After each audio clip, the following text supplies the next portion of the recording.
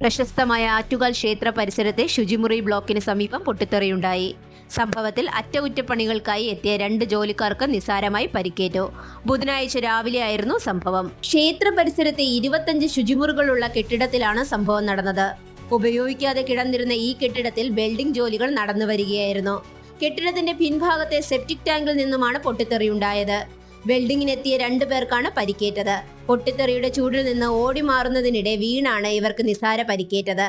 ഉടൻ തന്നെ സമീപത്തെ ആശുപത്രിയിൽ പ്രവേശിപ്പിച്ച് പ്രാഥമിക ചികിത്സ നൽകി വിട്ടയച്ചു. അപകട വിവരം അറിഞ്ഞ് ഫയർഫോഴ്സും ബോംബ് സ്ക്വാഡും സ്ഥലത്തെത്തി പരിശോധന നടത്തി. സംശയാസ്പദമായി ഒന്നും കണ്ടെത്താനായില്ലെന്ന് ബോംബ് സ്ക്വാഡ് അറിയിച്ചു. കാലങ്ങളായി ഉപയോഗിക്കാതെ കിടന്നതിനാൽ ശുചിമുറിയുടെ ടാങ്കിനുള്ളിൽ ഗ്യാസ് രൂപപ്പെട്ടിട്ടുണ്ടാകാം.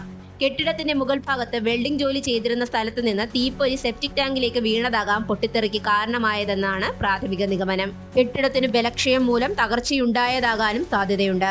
ക്ഷേത്രത്തിലെത്തുന്ന ഭക്തർക്കായി ശുചിമുറികൾ തുറന്നു കൊടുക്കുന്നതിന്റെ ഭാഗമായാണ് അറ്റകുറ്റപ്പണികൾ നടത്തിയിരുന്നത്.